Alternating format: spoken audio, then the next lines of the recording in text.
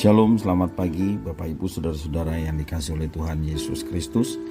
Berjumpa kembali bersama saya Pendeta Eka di dalam renungan firman Tuhan pada hari ini, hari Selasa 25 Januari 2022. Sukacita dan damai sejahtera dari Tuhan kita Yesus Kristus kiranya terus menyertai kehidupan kita yang pastinya mendatangkan kebahagiaan. Puji nama Tuhan.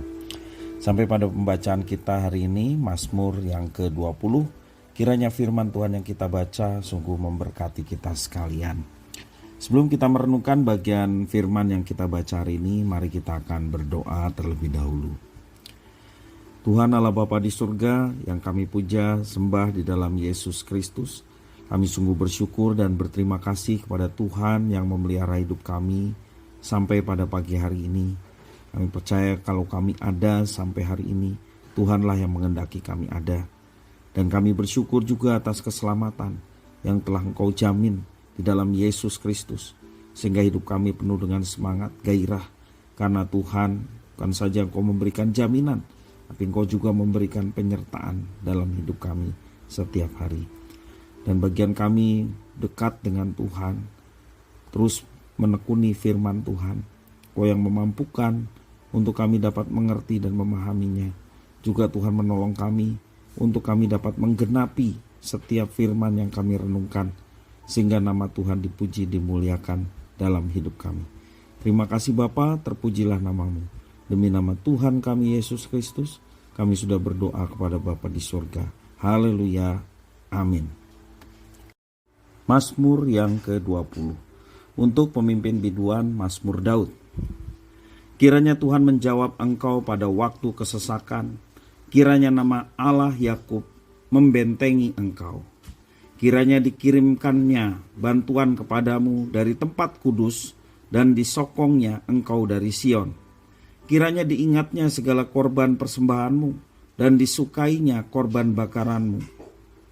Kiranya diberikannya kepadamu apa yang kau kehendaki dan dijadikannya berhasil apa yang kau rancangkan. Kami mau bersorak-sorai tentang kemenanganmu dan mengangkat panji-panji demi nama Allah kita. Kiranya Tuhan memenuhi segala permintaanmu.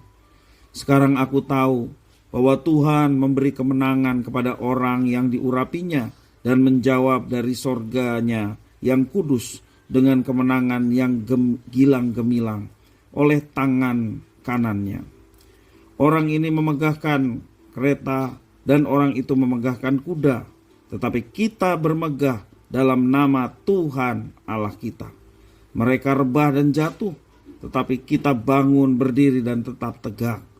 Ya Tuhan, berikanlah kemenangan kepada Raja.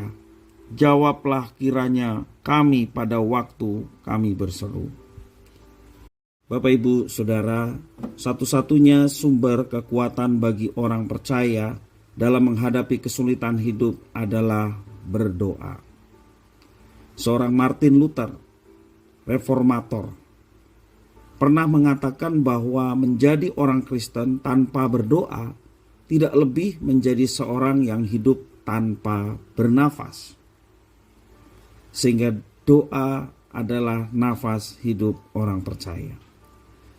Jika dilihat dari sisi medis, orang yang sudah tidak bernafas disebut meninggal atau mati.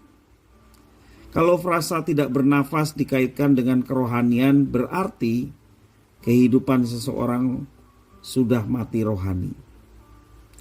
Atau dengan kata lain, hidupnya telah terputus hubungan dengan Sang Pencipta karena tidak berdoa.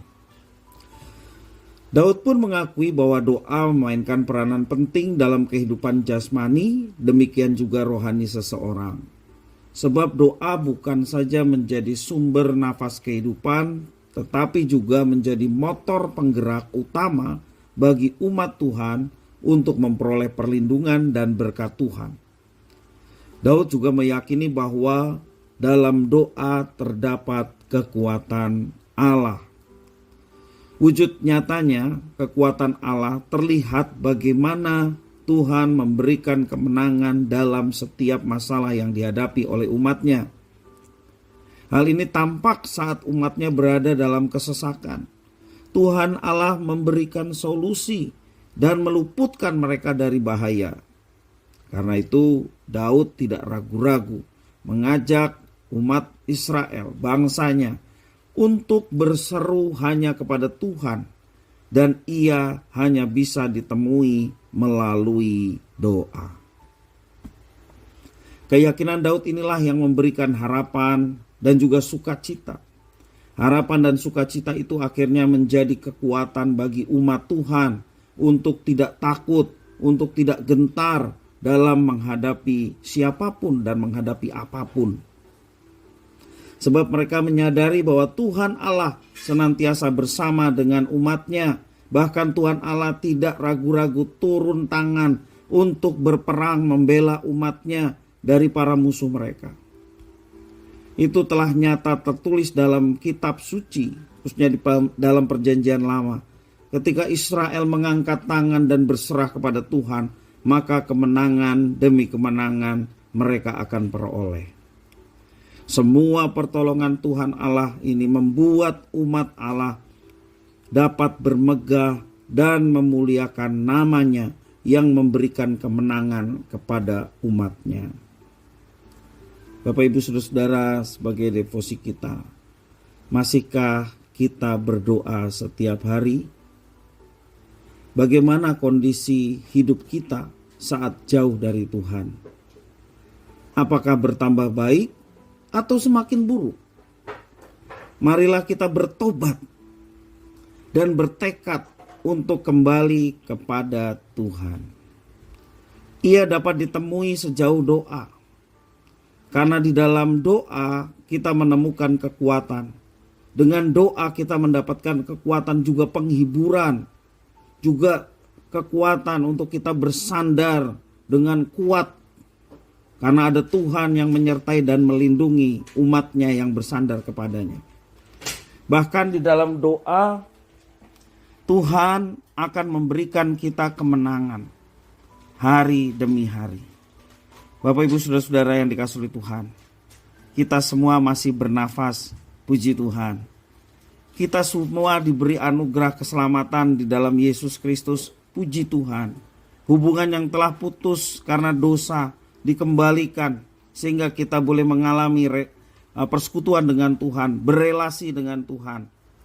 Dan Tuhan memberikan kesempatan kepada kita untuk datang kepadanya kapanpun, setiap waktu kita diperkenan untuk datang kepadanya. Marilah kesempatan yang Tuhan berikan kepada kita pergunakan dengan sebaik-baiknya, sehingga kita datang kepada Tuhan, senantiasa berkomunikasi kepadanya, memuji, menyembah di dalam doa kita.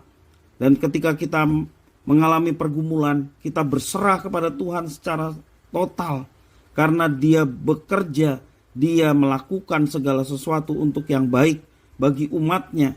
Bahkan Dia memberikan kemenangan demi kemenangan dalam setiap pergumulan yang dihadapi oleh umatnya. Bapak Ibu Saudara-saudara yang dikasihi Tuhan, seperti kata Martin Luther tadi, seorang Kristen tidak berdoa ibarat seorang hidup tanpa nafas, artinya dia mati. Marilah kita tetap menjaga kehidupan rohani kita, supaya kerohanian kita tetap hidup, dan kuncinya adalah kita berdoa kepada Tuhan. Maka Tuhan menyertai, Tuhan melindungi, dan Tuhan siap memberkati dengan cara-caranya yang ajaib untuk memberkati umat yang dikasihinya. Karena itu, seperti firman Tuhan dalam 1 Tesalonika 5 ayat 17, ayat yang sangat pendek namun memberikan satu makna buat kita, yakni tetaplah berdoa. Kiranya firman Tuhan ini boleh memberkati kita sekalian. Mari kita berdoa. Terima kasih Tuhan atas firman-Mu. Mampukan kami Tuhan untuk menjalani semuanya dalam hidup kami. Kami tidak mau kehidupan kami kosong, bahkan pada akhirnya mati oleh karena kami tidak menjalin hubungan dengan Tuhan. Kalau Tuhan sudah menebus kami dan Tuhan memberikan kami keberanian untuk menghampiri tahta Tuhan, Karena itu setiap kesempatan yang Tuhan berikan kepada kami tidak akan sia-siakan. Kami mau datang kepada Tuhan setiap waktu dan kapanpun. Karena Engkau Allah yang tidak pernah tertidur. Engkau terbuka dan Engkau siap menolong setiap anak-anak yang datang kepadamu. Terima kasih ya Tuhan, terima kasih atas firman. Kami sungguh dikuatkan dan diteguhkan. Sehingga kami mau hidup bersama dengan Tuhan, bersekutu dengan Tuhan, dan boleh mengalami penyertaan Tuhan yang luar biasa. Dan semua itu terjadi ketika kami berdoa kepada Tuhan. Terima kasih ya Tuhan atas firman-Mu. Inilah doa permohonan ucapan syukur kami. Demi nama Tuhan kami Yesus Kristus.